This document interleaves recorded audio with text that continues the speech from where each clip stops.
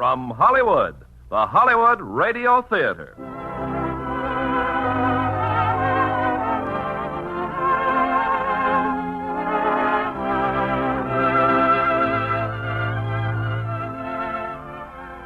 Starring Tyrone Power and Linda Christian in The Mississippi Gambler.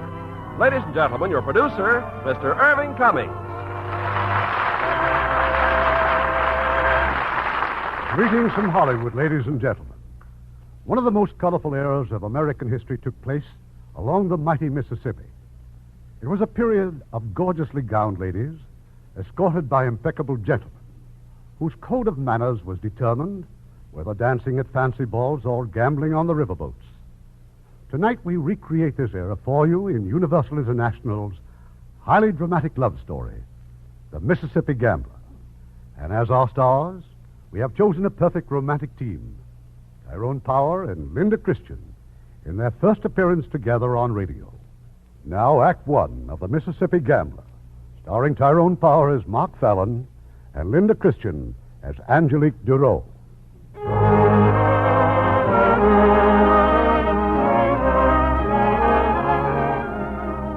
I first met Mark Fallon in the spring of 1853. I was on the dock in St. Louis waiting just for the likes of him, a green young stranger begging to have his bankroll lightened. I wandered over to the freight shed, took out a deck of cards, and started laying them down in a barrel. You're sure having a time with those cards, mister. I've been watching you. You have? I hope you don't mind. Ooh, don't mind at all, son. All I'm doing is making a fool out of myself. You see these three cards? Well, sir, there was this traveling man last night. He just laid these three cards down on the table and bet me $20 I couldn't tell him which one was the queen. You sure he was a traveling man? Oh, no doubt about that, son. He even had his sample cases with him. Well, sir, I swore I knew where the queen was every time. But by jingo, when I bet my $20... You lost. Well, anyway, give me the cards to practice with him. You know, you might end up a gambler. Gonna try it on the folks back home till I get my money back. Maybe get my money back right now. Me? These three cards. Now, was you a betting man, son? I got $20 here. Says you can't find that queen. Done. All right. Which one's the queen? You sure you want me to tell you? Why, son, you just bet me $20. In that case, the queen's in your left hand, just where you palmed it. Looks like I made a terrible mistake. Professional, huh? No, but I'm going to be. Congratulations. I never saw anyone switch cards that perfectly. You're the first one who hasn't complained about it. What's your name? Mark Fallon. Me, I'm Kansas John Polly. Never heard of me? Well, I'm new in these parts, Mr. Polly. I'm from New York. Active in gambling there? Well, in a way. There was always a game going on in my father's fencing academy ever since I can remember. I finally got tall enough to sit in between fencing lessons. You're a decent-looking young fella, son. Now, why would you want to get mixed up in a crooked life like this? I got different ideas about gambling, Mr. Polly. I'm going to deal honest cards. Well, that sure will be a novelty on the river. I hope you're good, son. You'll be up against some mighty dirty competition. How much of a stake do you have? $600. Well, you can lose that in half an hour on these riverboats. But I don't intend to lose. Now, if you don't mind, I think I'll get aboard. He walked down to the gangplank. Just as he reached it, a carriage came flying down the dock. In it, a young man and a girl. For a moment, it looked like those horses were running away. Oh, now, boy. Easy now. Oh, up there. Oh. Get away from those horses. Well, I was afraid you'd tip over, miss. High-strung horses need a firm hand. I've handled high-strung horses for quite a few years. And when the time comes that I need help, I'll... Oh, easy now. Easy. Oh, boy. Oh, there now. Thank you, sir. That whistle frightened them. Oh, whistles will do that to horses. To beautiful women, too, sometimes. You're an expert on both, I suppose. Well, I'm interested in both. Just a moment. My sister doesn't care to discuss your interests. So it seems. Better go aboard, Angelique. I'll find a boy to drive these horses back to Pleasure. Quality folks, son. Real quality. Oh, my. You know them? If I did, I'd take that little pepper pot over my knee and whale her. $20 to 10, she looks back at me, Polly. Well, here's where I get my money back. She'd no more look back at you than she... Looks like I owe you a total of $30. Oh, you'll do fine on the Mississippi, son. You'll do just fine. That night, I watched Mark at the card tables. He dealt an honest deck. What was more remarkable, he won. He won from professionals and he won from gentlemen. He didn't make any friends that night, but he sure made a pile of money. Among the heavy losers was the young man in the carriage. After the game broke up, he came looking for me. I hope you didn't mind waiting for me, Mr. Fallon. Not at all. How much do I owe you? $4,100. This'll more than cover it. A necklace, Mr. Duro? It was appraised for more than $7,000. Those are diamonds. But this is a family heirloom. Your sister... It's no concern of yours what it is. Does it satisfy the debt? Yes. Thank you. Good night, Mr. Fallon.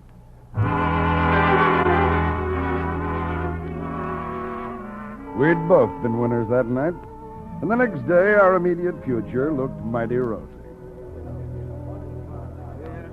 Over $3,000 in cash, Polly. And it's all honest money. Looks like we're doomed to stay at the best hotel in New Orleans. If we keep lucky. How long do you stop over there, Polly? 2 weeks, then I'm broke again. How's that? Pharaoh.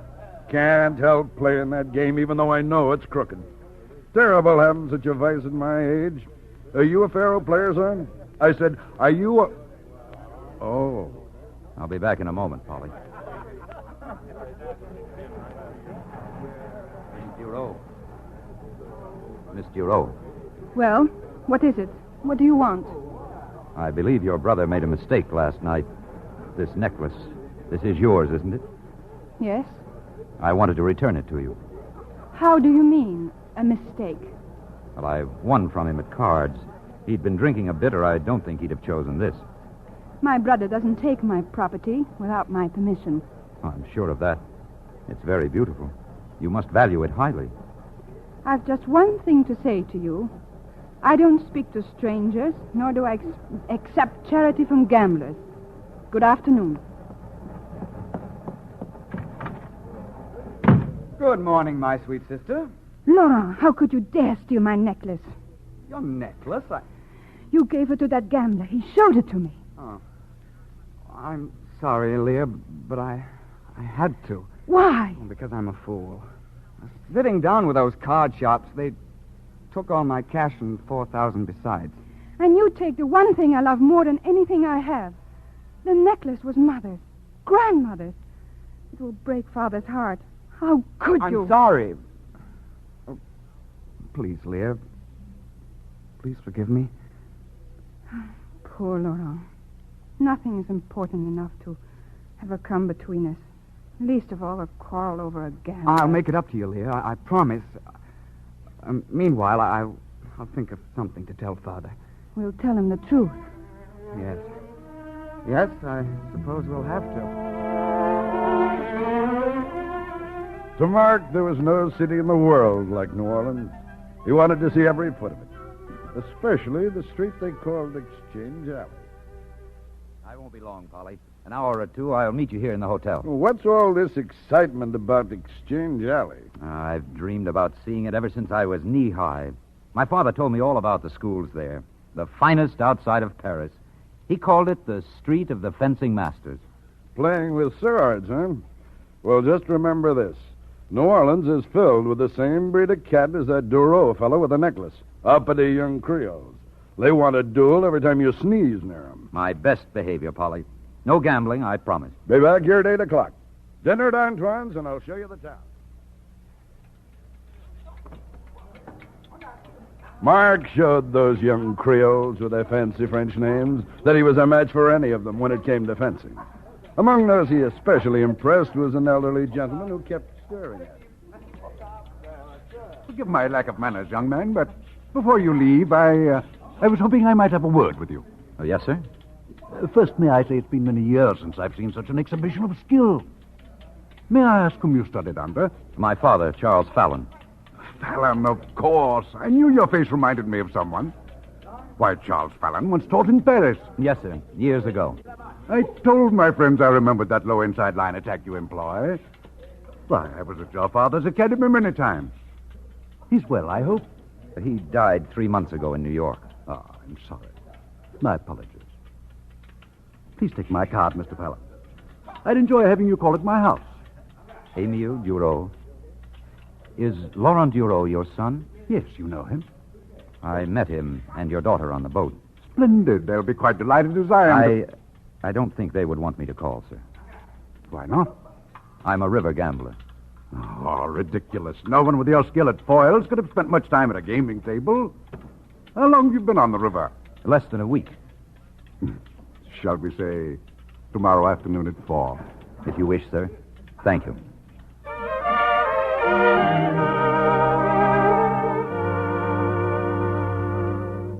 Well, Mr. Fallon, now that we've seen the house and grounds, suppose we have a drink in here in the study. Mr. Duro, your home. I've never seen anything so beautiful. My father built it almost 60 years ago. In those days, he... Angelique. Well, come in, dear. Come in. Where's Laurent? He's in the library with George. George just invited us to dinner. Angelique, you remember Mr. Fallon. He said you'd met on the boat. I have no wish to meet him again, Father. Angelique? What do you expect of me? I know that gentlemen associate with such people as Mr. Fallon in coffee houses and gambling places. But I never heard of anyone bringing them into his home and presenting them to the women of the household. I choose very carefully whom I bring into my house. And while they're under this roof, you'll please show them every courtesy. Yes, Father. Good afternoon, Mr. Fallon. Good afternoon, Mr. Rowe. I must apologize for my daughter. I think she was afraid of being embarrassed, sir. For what reason? This. She was afraid I might return it. A necklace. Your son lost it to me on the boat. I know it must mean a great deal to you. You settled a gambling debt with it. How much? $4,100. My bank will credit the amount to you tomorrow. No, I don't want anything for it, and it is not your debt. It's the only way I can accept it. Your wine, Mr. Fallon. Thank you. All this business about the necklace, Laurent, Angelique's insulting manners, it's my own fault, Mr. Fallon. My life's caught up with me. Unfortunately, my own wild and reckless youth's become somewhat legendary in New Orleans. My children have patterned themselves accordingly. They've been motherless since Leah's birth. I've never been able to be a stern disciplinarian. The first time I met your daughter, I told her that high-strung horses need a firm hand. I wasn't given a chance to say much more. So another reason you came here today was to see her, huh? Yes. You find her interesting? Very. She can also be charming. However, I should tell you, this young man she mentioned a moment ago, George Elwood, it wouldn't surprise me, Mr. Fallon, if someday Angelique and George were to marry. Oh, forgive me, I didn't know. Oh, for the moment, George is just a friend, but a dear friend. But then I may see your daughter again? That, as you should know by now, will be entirely up to Angelique. However, there'll be a governor's ball in a couple of weeks. I think I can arrange an invitation. A river gambler at the governor's ball? I regard you as a welcome guest and a friend until you prove yourself something less. I think you can trust me, Mr. Duro. Thank you.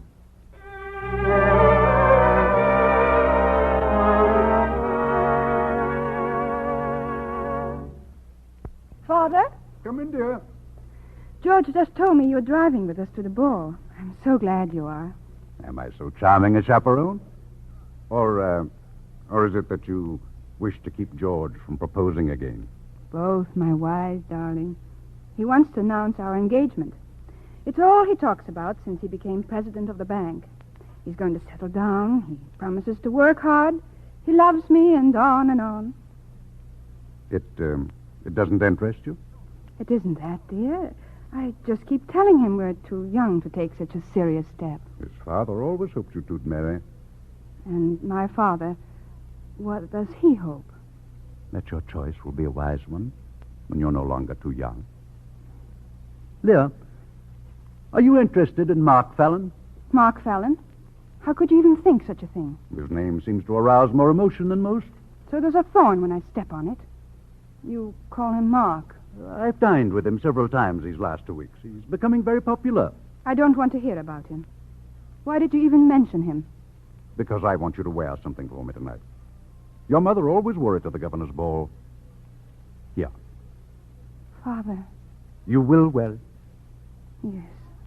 Oh, but I'm so ashamed. I couldn't tell you about the necklace. I knew how much it would hurt you. Laurent and I, we don't deserve you, the things we do. I don't know why. It just seems to be in our blood like a fever. Yes, in our blood, Leah. But you and Laurent pale little pomegranates compared to what I was once. Now, dear, brush those tears away and make yourself ready.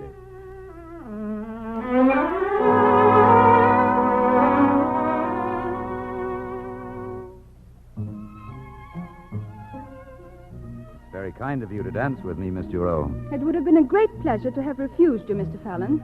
Then why didn't you? My necklace. It becomes you. So my father thinks. And so I'm dancing with you. But I'm amazed you could bring yourself to give it to my father. Weren't you able to sell it? Is that what you think? What else? Well, you're right. Your father paid me for it. And your escort seems impatient that we finish our dance. He seems a very suitable young man. He'll be delighted to hear that, I'm sure. Suitable, I mean, for running a bank. May I ask you one question before I leave you? Of course.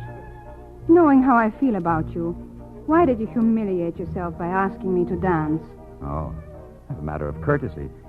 If a man is going to ask a woman to humiliate herself, he should be willing to accept it first. I don't understand. Well, since you spare me only a moment, I'll tell you very bluntly. You and I are in love with each other. We always will be. We've known it since that first moment in St. Louis. I could have you run out of town for speaking to me like this. There's no need to run me out. I'll be leaving tomorrow. You're not ready yet for marriage. And I won't be ready until you come to me. Why, you completely egotistical. Yes, it does sound that way put into words. But it's the only way a woman can be truly happy with a man. Thank you for the dance, Miss Duro.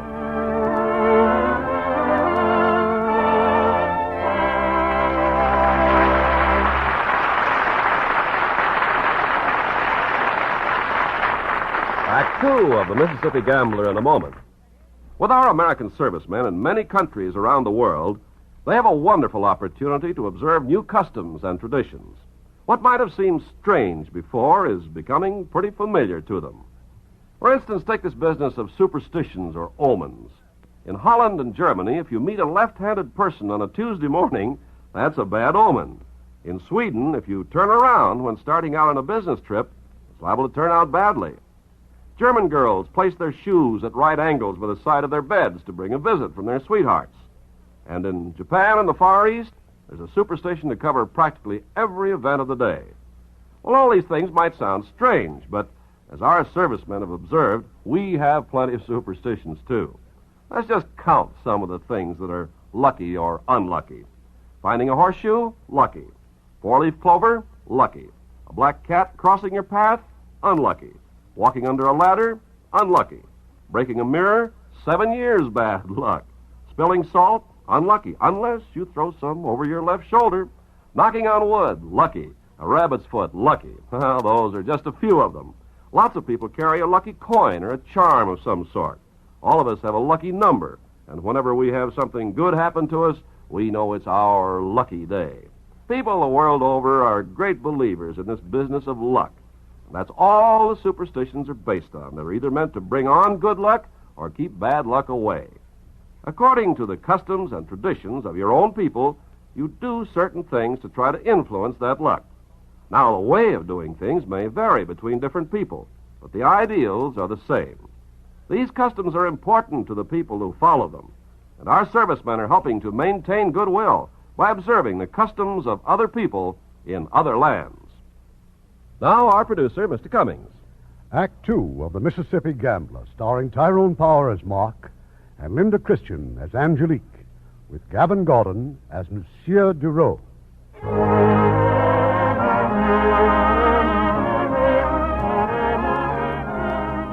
We left New Orleans, Mark and I, and went back to the riverboats. It was a fine, easy life, gambling all night, sleeping and lazing all day, and watching the sights along the riverbank. The weeks went by, and our bankroll grew fatter and fatter. you thinking about, Polly? Counting all that cotton money we won last night? Well, I'm thinking about that cash you made me put in Elwood's Bank in New Orleans. Hundreds of miles away, and other fellas feeling it and fingering it. I'm not used to that. You know what we're going to do when we get enough, Polly? We're going to build a combination restaurant and gambling place. Better than any other in New Orleans. Rich, exclusive, with crystal and silver. Everything to lure the ladies and keep them happy while they gamble. Ladies gamble? Where'd you get that crazy idea? Well, where else can they go when their husbands gamble? Tea parties, sewing circles, sit home alone? They're bored, Polly. They want the same excitement their husbands enjoy, and we'll supply it for them. Not me. You try any crackpot ideas you want, but you're not going to get me off this river. You'll come running the minute I get those faro tables in. I like them better when they're on boats. How long have you been on this river, Polly? Almost 30 years. Did you ever feel it was a lonely life? Yes, when I was young, I'd find myself wishing all the pretty girls would take their boat traveling instead of hiding in those houses ashore. Many a night I'd stand on the deck and look at them lighted windows over on the shore, and I sure thought a lot about it. Just like you're doing right now. Yeah. It's no good. Come on, let's go down and start a game. Care to play a little poker, Mr. Fallon? 5 honest cards. Yes, Mark, you got me weaned. But you know, sometimes I do get a terrible itch to take some of those suckers. Didn't you tell me that you've made more playing honest than you ever did by cheating? No, only cheating a little, it's more fun. We're not doing this for fun, Polly. We're going to build that place in New Orleans.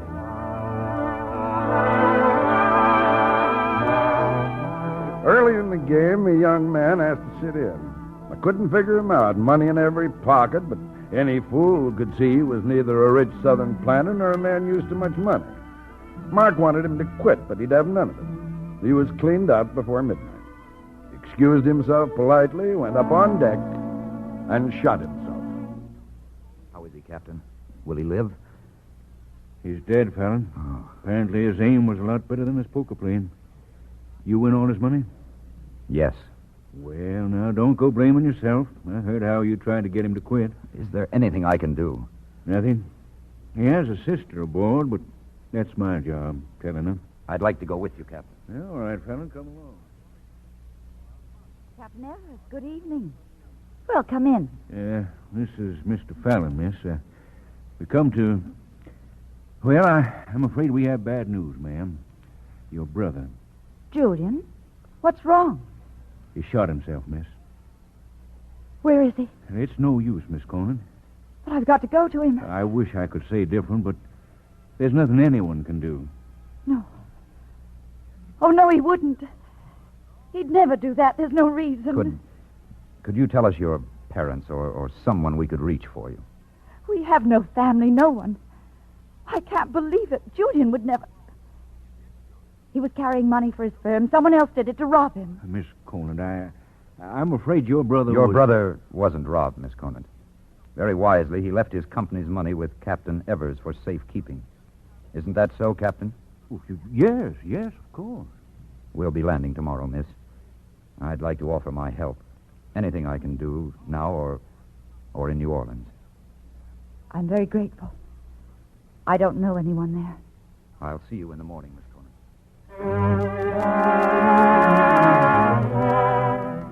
And Conant never knew that Mark returned her brother's losses. But getting the money back to his firm in Ohio involved a visit to the bank in New Orleans, George Elwood's bank. George Elwood, who was in love with Angelique Duro. When Mark brought Anne Conant to the bank, Elwood had a visitor, Angelique's brother, Laurent. Sit down, Laurent. I'll be with you in a moment. Who's the girl with Fallon, George? Miss Conant, Anne Conant. She's beautiful. Yes, she is. Well, present me to her. Well, this isn't a very good time, Laurent. She just lost her brother. Oh, I'm sorry to hear that. But the fact remains, I've never seen anyone so beautiful. Please, George, I've got to meet her. All right, Laurent. But you'll have to wait. She's got to sign some papers first. You've been very kind, Mr. Elwood. Thank you for your help. Well, that's quite all right, Miss Conant. And now, may I present my friend, Laurent Duro. How do you do? Miss Conant. Good morning, Mr. Fallon. Mr. Duro. You'll forgive Miss Conant. She should get back to the hotel. I understand, of course. my deepest sympathy. If there is anything I can do, please let me help. Mr. Elwood knows where I may be reached. Thank you. My regards to your father, Mr. Tyrone, and to Angelique. Thank you. They'll be delighted, I'm sure, to learn you're back in New Orleans.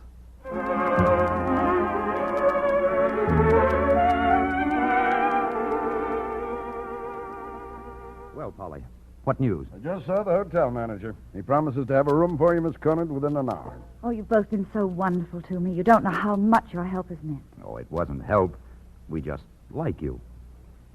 And Polly and I are taking the boat north in a couple of days, and, well, if you'd care to go back home at the same time... Well, I haven't any reason to go back to Springfield now. We only live there because of Julian's work. I'd rather live here. It's a beautiful city. Yes, I think you'd be happy here. There are a lot of attractive people you'd enjoy knowing.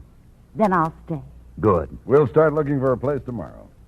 Will you be gone long? We'll be back at your doorstep in 2 weeks. You're a very beautiful girl, Anne. And from the first moment you're seen in public, you'll be so busy you won't be able to keep track of us. Oh, no, that will never happen. Come in. For Miss Conant, sir. Well, just bring them here, please. Yes, sir. Thank you, sir. Camellias. Yes, camellias. Oh, Mark.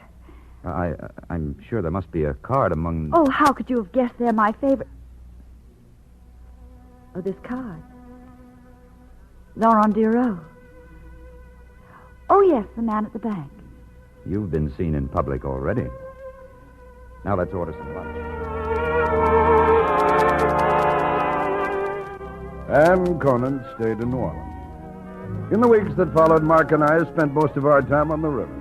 But whenever the boat returned to New Orleans, we'd hear more and more rumors of Anne and Laurent Dero, and how madly in love he was. It means I want to marry you, Anne. I love you. I can't wait any longer to tell you. Oh, Laurent. But you can't be sure of what you're saying. You've known me for such a short time. It isn't fair. You've become my whole life since the moment I saw you. I've never been in love before. I never knew anything could be so perfect. And yet, such torture. I give you my life's devotion, Anne. Will you marry me? Today, now. I'm sorry, Laurent. You've been wonderful to No. me. You can't refuse me. Not yet. I didn't have any right to ask you so soon. I'll wait for your answer till you've known me longer. Oh, Laurent. It's better that I tell you now. Please don't go on hoping. I can never be in love with you. Because you're in love with someone else? Yes, I am. Mark Fallon? Yes. How can you waste your love on a man like that? How can you throw it in the gutter to someone who doesn't even deserve to look at you? Please. Cheating you, too. He's cheating everyone. Has he told you that he's in love with my sister? Your sister? He's been in love with her ever since he came here. You think of loving anyone like that? Just go, Laurent. Please. Please go. That same night, Mark and I were back in New Orleans. We stopped off for a drink at the Rochambeau. At the bar was Laurent Dero. I've been thinking of you, Fallon. You couldn't have come back at a better time. Do you mind if I ask you a question? Something troubling you, Tyrone? Yes. How many women do you want? You're not satisfied trying to get my sister, huh? Laurent, please. Come on, let's get on. You keep out of this, Andre. You're lying to Anne about me, trying to break us up. You want her for yourself in the flat you so thoughtfully got for You're her. a drunk, Tyrone. Go home with your friend and sober up till you can talk sense. Well, maybe that makes sense to you. I'll meet you at the Dueling Oaks, if you can leave your women long enough. Whenever you like. Our seconds will settle that. All right, Andre, I'm ready to go home.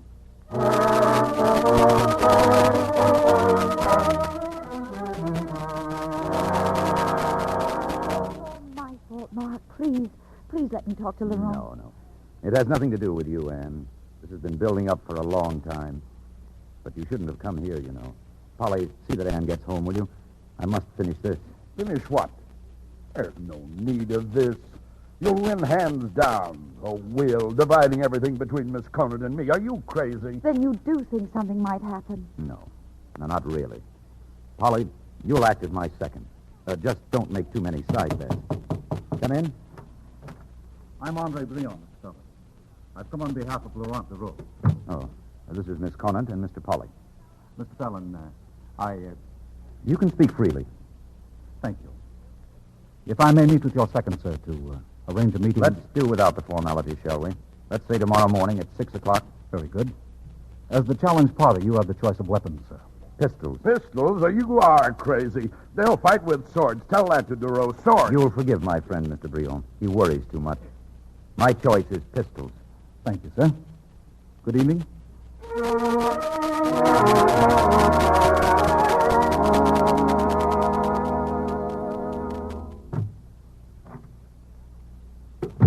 Polly, you get Ann home all right? Now, come here. I want you to sign some... Angelique. I had to see you. You're going to kill Laurent. Perhaps he'll kill me. Did you come to ask me not to? No. Are you as skilled with a pistol as you are with a sword? Hardly. Perhaps you came to see me once more because I might not be alive tomorrow. I came only because I thought some member of the family should thank you for not taking advantage of him. You do me too much credit, Angelique. I take advantage only of women.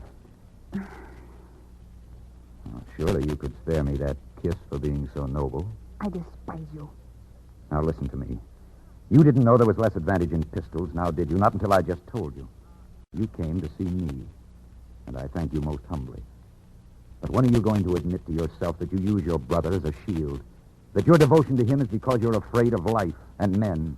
Because your mother died giving you birth? You have a driving hunger to live. But until you're willing to be honest with yourself... I hope he kills you. I hope he kills you.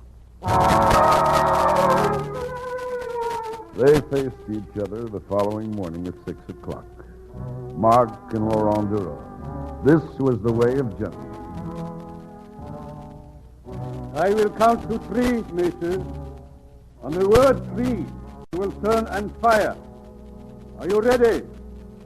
1, 2. Mr. Dureau. Dureau had fired on the count of 2. Fired and missed. I regard your conduct as disgraceful as it was deliberate. You may fire, Mr. Fallon.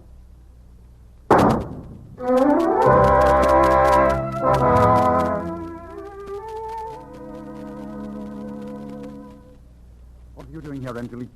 It's your brother I want to see. Laurent told me what happened. I have a right to hear. Yes, Father? Is there anything you want to tell me? I'm sure you know all about it by now. How I fired on the count of 2 and how that worthy gentleman preferred to fire into the air rather than... That's enough. You will leave this house at your earliest convenience. Goodbye, Father. No. No, you can't ask such a thing. I have nothing more to say. You do that to him when he needs you the most. You can't. Father, if Laurent leaves, I leave with him. This house, it will be lonely without you, Leah. Angelique left her father and, with Laurent, went to live with George Elwood and his mother. I've been writing letters all morning, dear. Now put down that pen and we'll go for a drive. I'll be through in a moment, George. You see these letters? Another month and you won't have any social life left.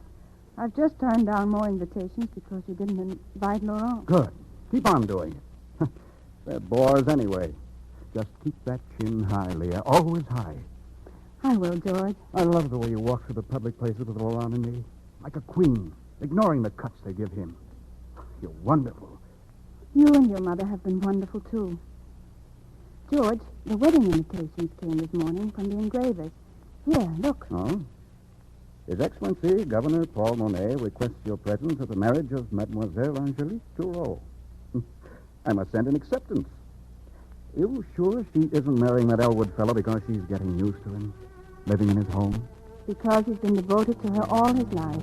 The dearest and the sweetest person she's ever known. And Is there love hiding around somewhere, too? We'll find it, George. We'll find it, darling.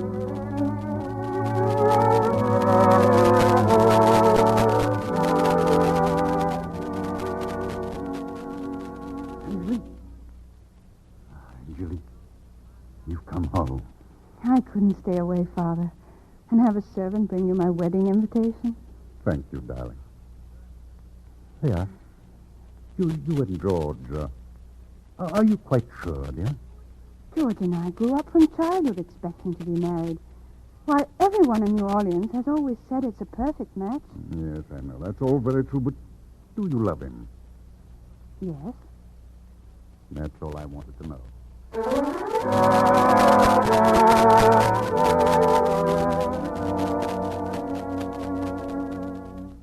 Please sit down, Mr. Bureau. Yes, I received a wedding invitation this morning.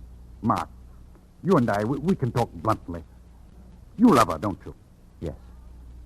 Yes, I love her. Then put a stop to this. Go and get her. Do you really believe that she knows herself well enough yet to find happiness in marriage to anyone? It was just a hope. You'll come to the wedding? No. I'll go back on the river where I belong. If there's any message you'd like me to give Angelique. Don't think me rude, Mr. Bureau. But if I had any message, I'd deliver it in person. Once, long ago, I told her I'd wait until she came to me. I'll continue to wait.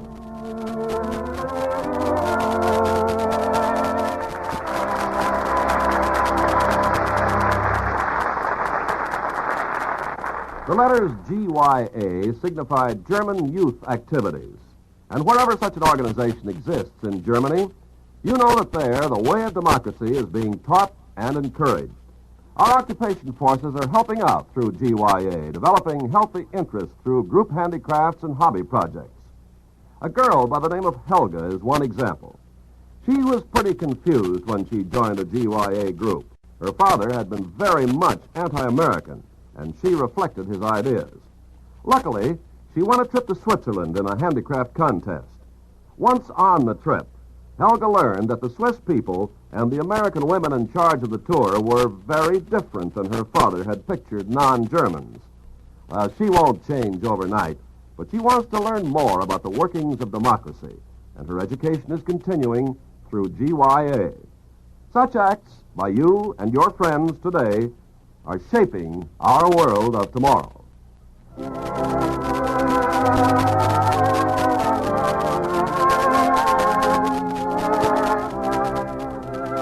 We pause now for station identification.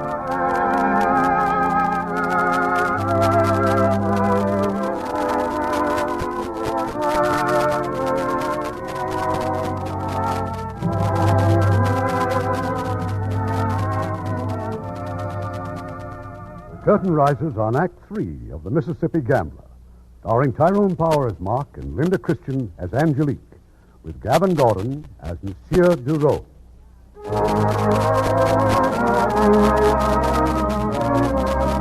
Angelique and George Elwood were married. We stayed on the river for almost a year, Mark and I, but on one of our visits back to New Orleans, Mark's dreams started to come to life. It was going to be the finest dining place and gambling salon in town. Well, I am your architect, Mr. Fallon. I think I can do whatever you want. Good. Now, I'll be on the river most of the time. You'll continue to get your instructions from Miss Conant here. She knows exactly what my wishes are. But, Mark, how can I couldn't have gone this far without you. Please. I wish I had half your confidence. And you'll also have charge of decorations and furnishings. I trust that pleases you, Mr. Kennerly? It'll be a real pleasure, Miss Conant. I'll have a complete staff at your service.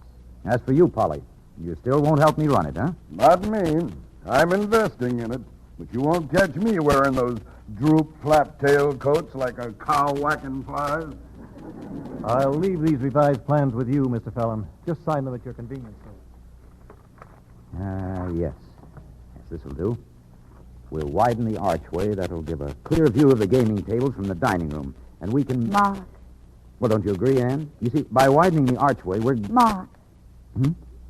I wish you were going to be here while the work's going on. So do I. But we're getting in pretty deep, Anne, and I haven't made enough yet to bank the tables against any big losses.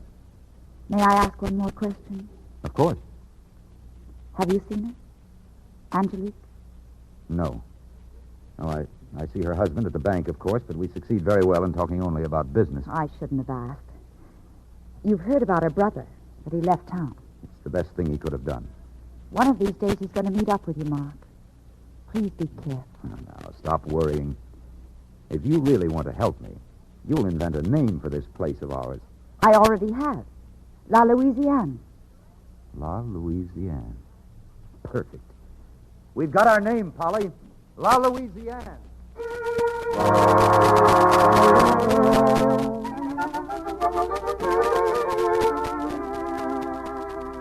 Leah, you'd better hurry, dear. Our friends are downstairs waiting for us. I'll be ready in a moment, George. Well, how do I look? It's a beautiful gown, darling. But there's nothing, even from Paris, that could make you any lovelier. Well, thank you, dear. George, you're staring at me. Am I? Where are you, Leah? What do you mean, where am I? I'm here. Now hand me my bracelet. You're not here, Leah. Not really. Every time I hold you in my arms, you seem 1,000 miles away. It's like holding a shadow that's drifting somewhere. No substance, no warmth. Come here. Put your arms around me. Now, am I here? We're never here. We're never alone. Ever since our honeymoon, always going. Crowds and people. I love you, Leah, but I can't reach you. What's wrong, dear? I don't know what you mean, George. I don't. When Laurent disappeared, I was frightened, but I'm not anymore. I do love you, and I've tried to make you happy and proud of me. Please tell me I haven't failed this much. I don't know why I say it. I don't know what it is. I want too much of you, darling. I can't stay away from you. I can't even... Yes, dear? Nothing at all. Come along, darling. I want to show you off in your new gown.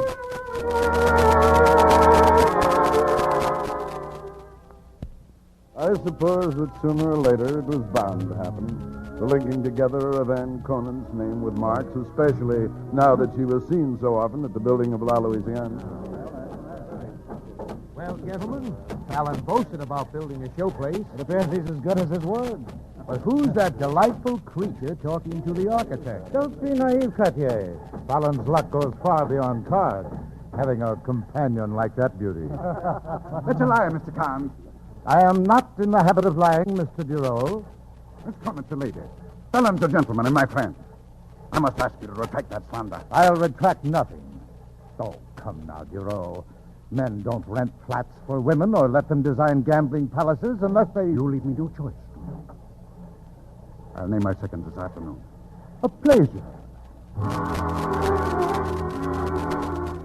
We were on the river when the duel took place. Mark hurried back as fast as he could. He had something to tell Mr. Duro, and his heart was never heavier. It's Mark Fallon, Father. You'll want to see him alone. No. Oh, stay, Angelique. Stay. Mr. Duro, I'm grateful to you for defending Miss Conant, but you should have waited for me. I never ignored an insult to a lady, Mark. You must hurry and get well. You gave me your word you'd be at the opening of La Louisiane. No, I won't be there. No regrets. I've lived a long life. My era, it belonged to the sword. Fading with me. Perhaps for the best. There's something I must tell you, Mr. Duro. You and Angelique. Well? I've never faced a more bitter duty than to tell you. Laurent. It's Laurent. Yes. He came aboard at Memphis with a knife. I didn't recognize him at first. He was bearded. It all happened so quickly. I was unarmed. I tried to hold him off. We struggled. Laurent went down. He fell down a staircase. He fell on his knife. No. Thank you for telling me, Mark. I couldn't hold you responsible in any way. Now I want to ask one promise. Anything. Protect Angelique. Always. I give you my word.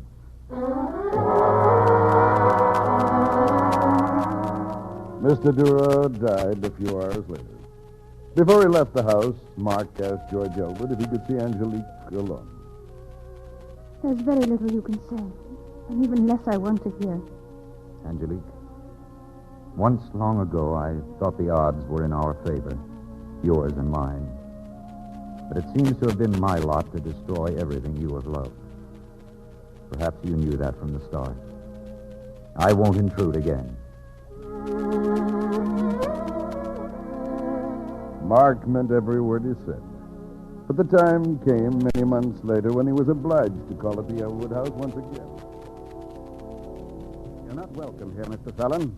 You choose to do business with my bank, but that hardly gives you social privileges. It's business that brought me here, and it can't wait until morning. I've just come from the fencing academy. While I was there, 3 of your biggest accounts sought me out. Hewitt, Keith, and Farrow. They told me they're withdrawing their money tomorrow. Is your bank in shape to stand it? The bank is in perfect shape. They claim to have seen confidential reports to the contrary. If you're worried about your money, Mr. Fallon, I'll be pleased if you banked it elsewhere. I was told you've transferred Mrs. Elwood's estate into your bank. It's causing talk. That's ridiculous. Is it? Your father banked at the Southern Federal all his life. I transferred the account for one reason, because I wished to. There'll be a lot of people at your bank in the morning, Elwood. You'd better be prepared to handle a run. If you have any more suggestions, you may see me there during business hours. I think you promised my wife never to intrude on her again. I also made a promise to her father. Good night. George, is there any danger? Certainly not. Then why did you ask me to change my account? Has the day arrived that you believe Fallon over me? George! Let me alone, Angelique. Just let me alone. 3 days later, Elwood's bank went to the wall. George Elwood disappeared, and with him went $200,000. Mark and I, well, we were just 2 more depositors who'd been cleaned up. They warned me, Polly, but I just couldn't believe it. I'm sorry I dragged you down with me. I always told you that depositing money made me nervous. It means the end of La Louisiane, doesn't it? And after all your work, Anne, Oh, you'll finish it one day. we can start right now. You got a new deck of cards, Polly? You mean that? Why, I got a dozen new decks. And the boat for St. Louis leaves tonight at 9. Been keeping track of the sailings, huh? I've been missing those paddle wheels. So have I. Well, I better get those reservations. See you later, Ann.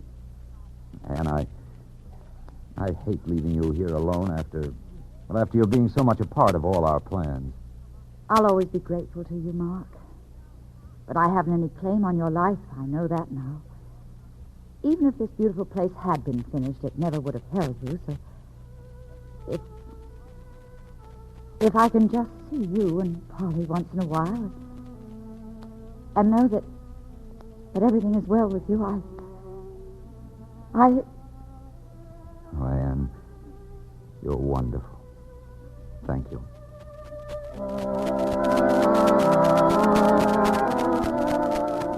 In the months that went by, Mark never lost track of Angelique. He knew there had been no word from her husband. He also knew when Angelique finally decided to sell her home. You'll sign the bill of sale here, Angelique. The Larouches are in no hurry to take over. They said to move at your own convenience. Next week will be fine, Mr. Hewitt. I'm so happy to see you rid of this place, Angelique. To close this whole unhappy chapter of your life. You're going back to your own home? I don't know. I haven't been there since my father died. I think he would have wanted you to live there. Let me know what you decide. I will, Mr. Hewitt. Thank you.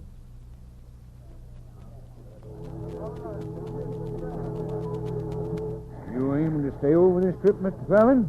New Orleans is a mighty gay town this time of year. I'll be leaving when the boat leaves, Captain. Well, tonight, 10 o'clock. You can count on me. Fine. Say, ain't that Mr. Polly there on the dock?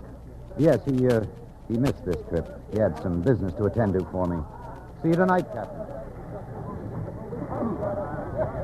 Well, I've got good news for you, Mark. Better still, you can read about it for yourself. It's right here in the newspaper.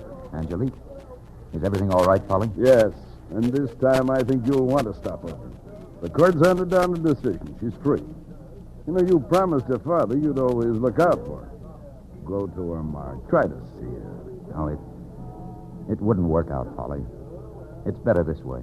Going back to her old home. She'll be there by now. No, I just told the captain I'll be leaving again on tonight's boat. I guess you know your own mind, Mark. After all, I never saw a man win all his bets. Now let's get into town.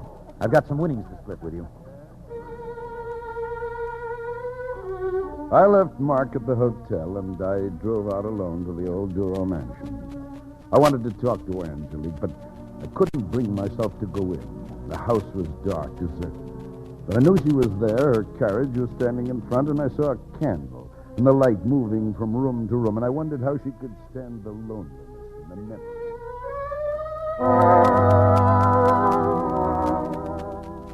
I've come back, Father.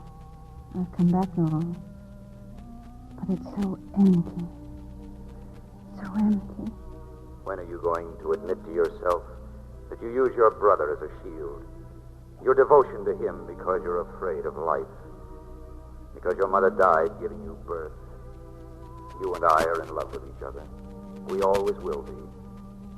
You're not ready for marriage yet. And I won't be until you come to me. Until you come to me.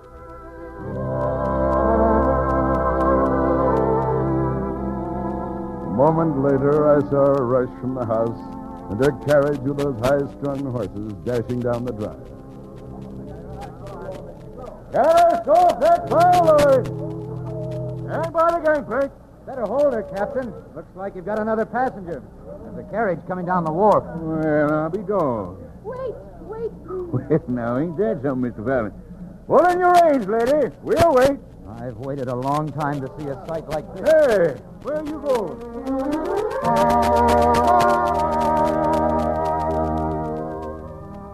Angelique. I've come to you, Mark. Take me with you. Wherever you go. Wherever you go.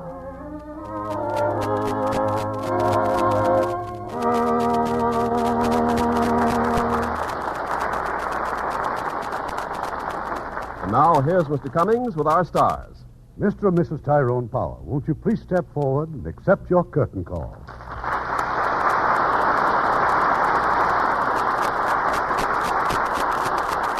Now, won't you tell us about next week's play? Next week, we will bring you one of the fine, sensitive dramas of a famous playwright, Tennessee Williams, The Glass Menagerie, winner of the New York Dramatic Critics Circle Award. It was made into a beautiful motion picture by Warner Brothers. In her original role will be that brilliant actress, Jane Wyman, co-starring with those two outstanding artists, Fay Bader and Frank Lovejoy. That will certainly be worth listening to. Good night. Good night. Good night, and hurry back.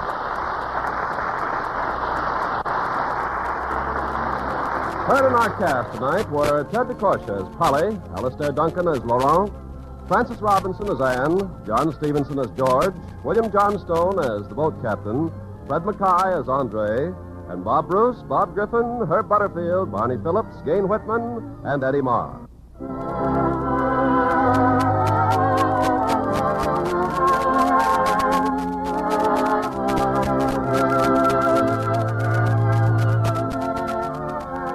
The Hollywood Radio Theatre is produced by Mr. Irving Cummings. Our orchestra is under the direction of Rudy Schrager. This is Ken Carpenter inviting you to join us next week at this same time for another presentation of the Hollywood Radio Theatre. Hollywood Radio Theatre is a presentation of the United States Armed Forces Radio and Television Service.